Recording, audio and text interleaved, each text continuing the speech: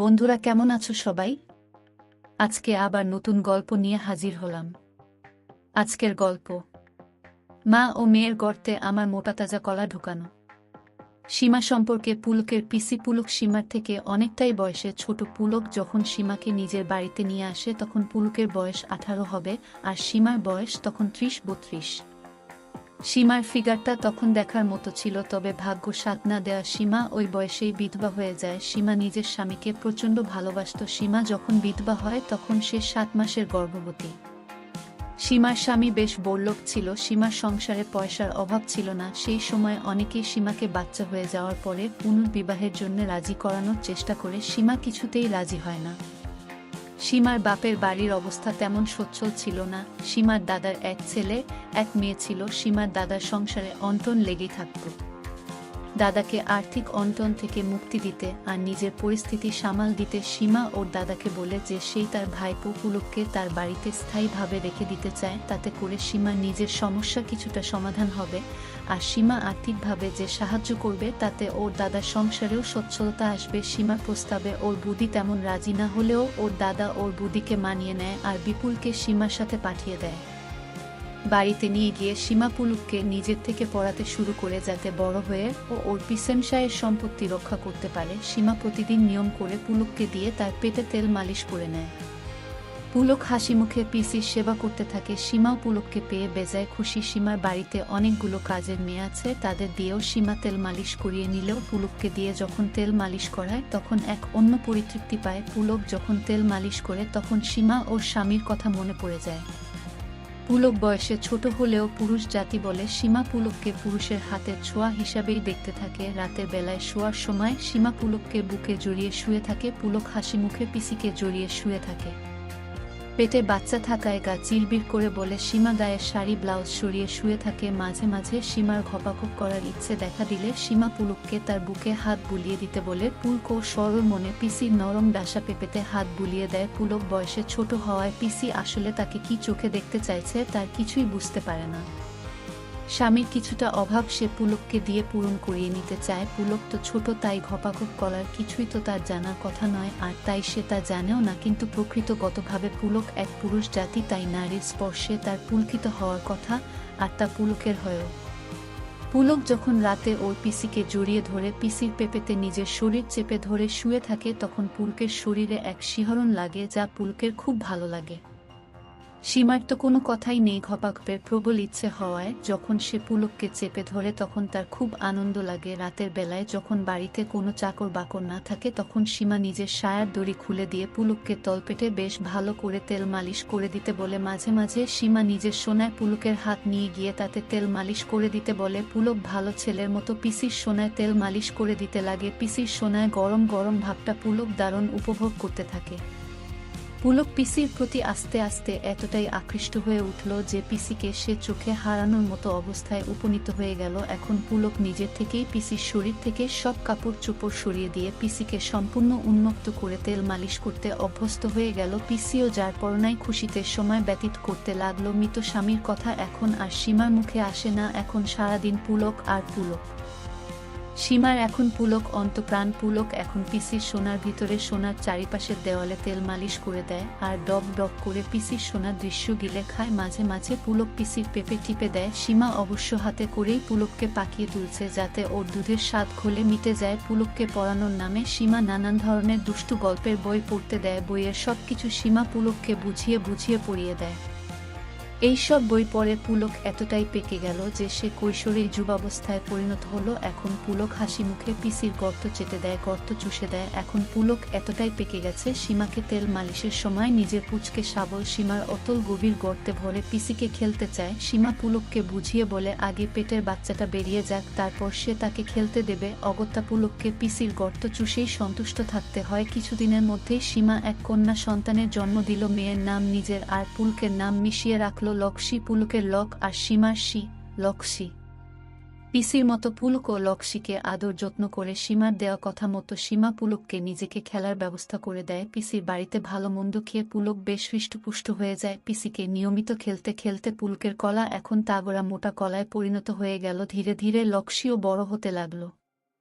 ছোট থেকেই লক্ষ্মীকে তেল মাখানো, স্নান করানো এসব পুলকই করতে থাকে। এখন লক্ষ্মী বেশ বড় হয়ে গেছে।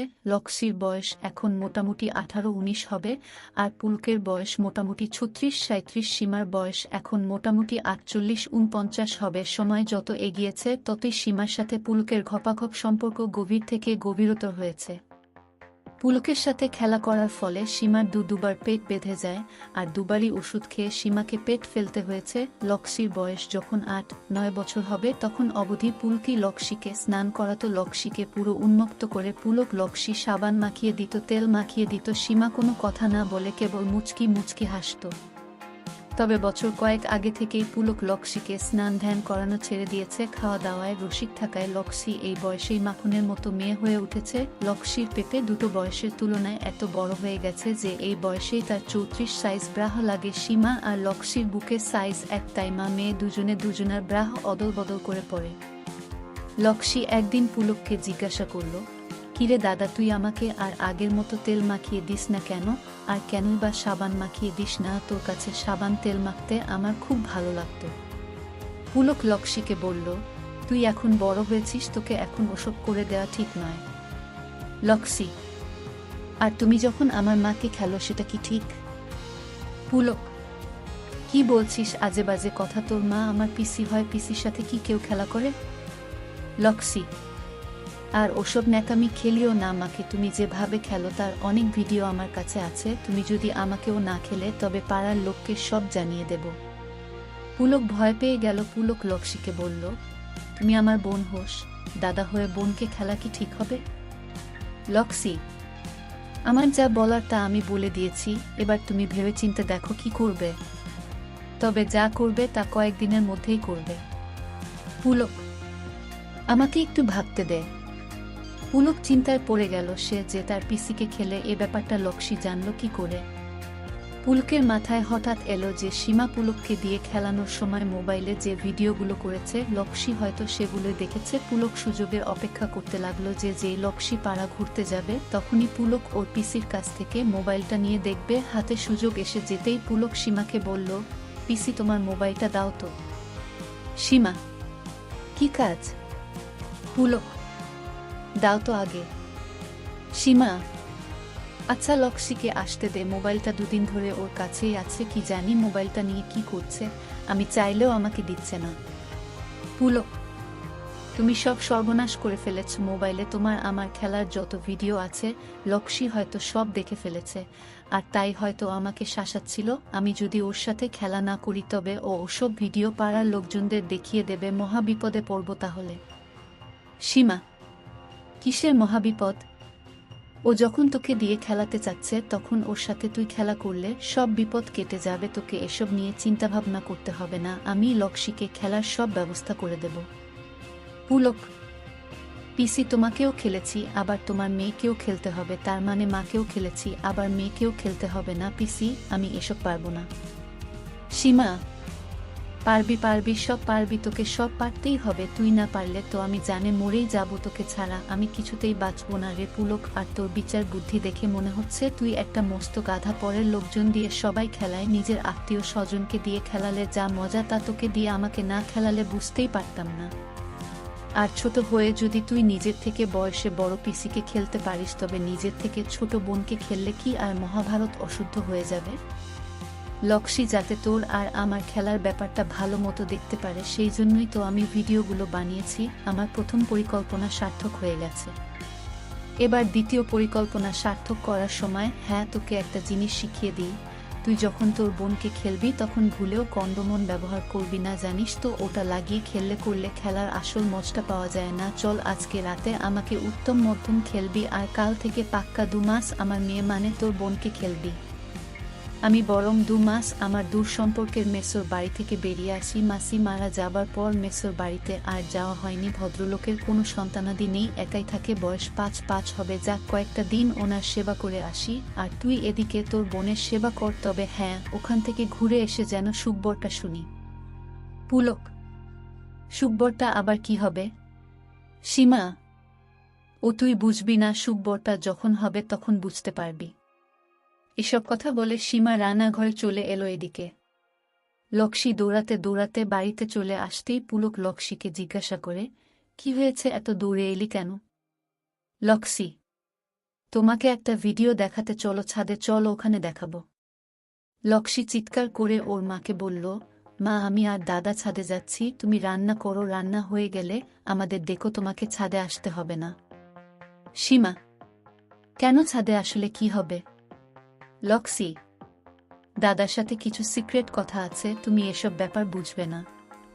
সীমা, আচ্ছা বাবা, তুই তোর দাদার সাথে সিক্রেট কথা বলগে, আমি তোদের ডিস্টার্ব করব না, খাবার হয়ে গেলে ডাকবো।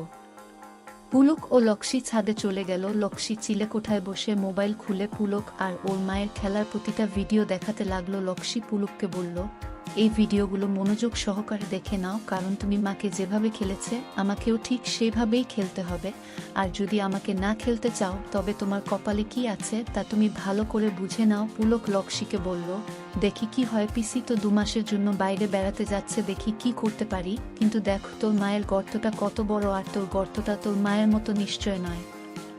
লক্ষ্মী, আমার গর্তটা মায়ের থেকেও বড়, বিশ্বাস না হয় নিজের চোখেই দেখে নাও। পাড়ার এক কাকু নিয়মিত আমাকে খেলে, ওই কাকুর সাথে খেলে আমার গর্তটা বড় হয়ে গেছে। কাকিমাটা খুব নোংরা, কাকিমাটাই আমাকে খেলার সব কিছু শিখিয়ে দিয়েছে। কাকু আর কাকিমা যখন খেলার ভিডিও দেখে তখন আমাকে কাকুর কোলে বসিয়ে দেয়। কাকু আমার প্যান্টি খুলে নিজের মস্ত বড় কলা আমার গর্তে ভরে দিয়ে ভিডিও দেখতে থাকে। কাকিমা আমার ফ্রক খুলে কাকুর হাতে আমার কচি পেঁপে ধরিয়ে দেয়।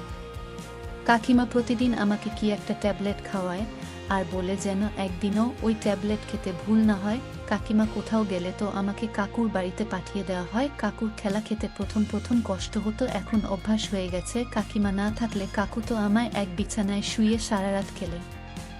আমি এখন বুঝতে পারছি কেন মা আমাকে কাকুর কাছে ছেড়ে দেয়। আসলে বাড়ি ফাঁকা পেলে মা তোমাকে দিয়ে মনের সুখে খেলাতে পারে, আর কাকুটা খুব অসভ্য জেনেও মা আমাকে কাকুটার কাছে ছেড়ে দেয়। আমি আপত্তি করলে মা আমাকে বলতো, যা, উনি তো তোর কাকু হয়, তাই যার সাথে যাই করুক না কেন তোর সাথে কিছু করবে না। এখন বুঝতে পারছি মা নিজের ঘপাঘপ সুখ পাওয়ার জন্য আমাকে নরকে ঠেলে দিয়েছে। পুলক, আচ্ছা সব ঠিক আছে, আজকে থেকে তোমাকে আর কাকুর কাছে যেতে হবে না। আজকের রাতে যখন পিসির সাথে খেলা করব তখন পিসিকে সব বুঝিয়ে বলব পিসি আবার বলেছে আজ সারা রাত তাকে খেলতে হবে, আর তারপর পুরো 2 মাস তোমাকে এক নাগারে খেলতে হবে, তাও আবার প্রোটেকশন ছাড়া। এখন থেকে আর তুমি যে ট্যাবলেটটা রোজ খাও আর খেতে হবে। ওই কাকুটা খুব বজ্জাত কি জানি, ওই ট্যাবলেট খাইয়ে তোমাকে নেশাগ্রস্ত করে খেলে, ওসব না খেলে তোমার শরীর মোটেই খারাপ হবে না। আমি বরং বাজার থেকে ভালো ভালো ফল এনে দেব, দেখবে ওসব খেলেই তোমার শরীর পুরো ফিট থাকবে। এরপর থেকে মা ও মেয়েকে খেলা চলতে থাকলো। ধন্যবাদ সবাইকে। প্রতিদিন ভিডিও পেতে সাথে থাকুন।